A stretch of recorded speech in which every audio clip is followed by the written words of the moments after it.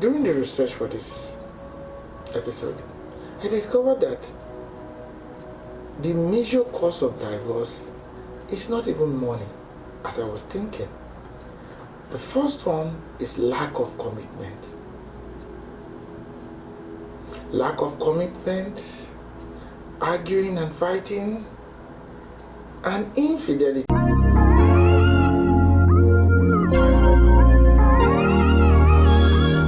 Welcome to another strategic episode of Timothy. My name is Atta Tim Okuta. Today we'll be talking about a topic I've titled Justin Trudeau, Katy Perry and marriage. Not too long ago,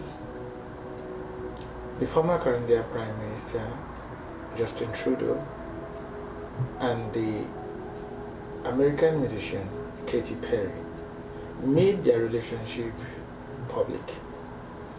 And a lot of people have been saying a lot of things about this relationship of theirs. I particularly got interested because I was one of those who was admiring from afar the marriage of the former Canadian Prime Minister. Before his divorce to the wife, he was married for about 18 years. And his marriage to me seems to be a very normal and well-founded marriage.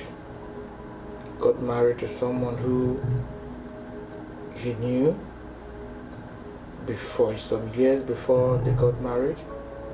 He got married to somebody who, from the look of it, was not somebody who was a drama queen or who was unstable. And so I saw his marriage as one of those marriages that would last forever after. But it was not to be. On the side of Katy Perry, she was engaged to Orlando Bloom, and they were together for 9 years before they called off their engagement. By this time, they already had a daughter. And so I started thinking about the shakiness of marriage generally. And I started telling myself,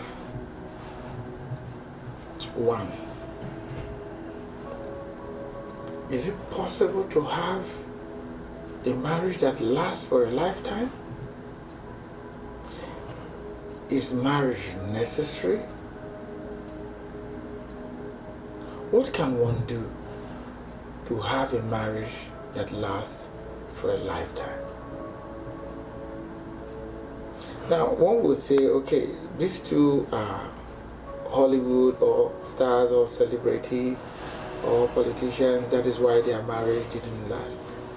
Now, there is a marriage, the marriage of Bob Hope and the wife, that lasted for 69 years and about 153 days. Yeah, that's a marriage of a celebrity. In fact, it was due to the man's death that marriage ended. The popular musician that you know, that we've known for almost all our life, Dolly Parton, she has also been married to her husband for decades, and it was after the man died that union ended. So yes, it is possible to have a marriage of a lifetime. So I started asking myself, how can this happen? Especially in this time and age, where most of us are very impatient, where most of us, we are looking for the next thrill. So I thought about three things. That one of the ways to prevent divorce is to apply what medical professionals say prevention is better than cure. And so, when you are ready for marriage, you want to study this person. You want to study this person. Marriage, for me, is a lifetime covenant. It's a lifetime commitment. And so anyone you want to spend the rest of your life with, you want to study this person. These days, there are many ways to study someone. One of the easiest ways is social media. You could go to the social media page of that person and spend hours there just studying what he's posting, studying his comments. Now, before you get married, there's also the issue of courtship. For those who are even friends, courtship is a period whereby you get to know yourself. It is not a period whereby you are just fooling around. It is a period whereby you study yourself. Yes, everyone that wants to be married should be intentional about this, because this is the most important stage to check divorce. If you're somebody that can pray to God, pray, fast. This is a lifetime commitment. You don't want to get it wrong. Tell God to speak to you. Now, that is the most important period or time of intervention that could prevent a divorce.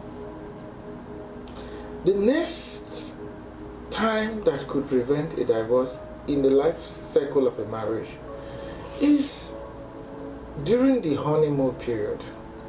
Now, when couples just get married, there is that time whereby it is all sweet, it is all fun, it is all smile. There is little or no disagreement. And this happens to almost all relationships. Even in our relationship with our parents. As children, when we know little or nothing about them, we just love them, we are not seeing any flaws. But as we continue to grow to know them, especially during our teenage years, we start to see that, wow, this man, this woman, that I call my father, that I call my mother, is flawed.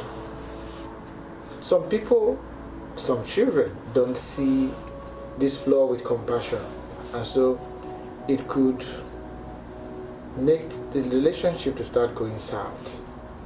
So this period, this honeymoon period, it is a period whereby you need to grow the foundation of this marriage. Yes. It is this period that you need to get committed to each other, to each other's life, to each other's project. Now, during the research for this episode, I discovered that the major cause of divorce is not even money, as I was thinking. The first one is lack of commitment. Lack of commitment, arguing and fighting, and infidelity. They are major reasons for divorce that are bigger than money. So, for lack of commitment, it is during this period that both of you come to bond. You get committed. At that time, you've known quite enough about yourself.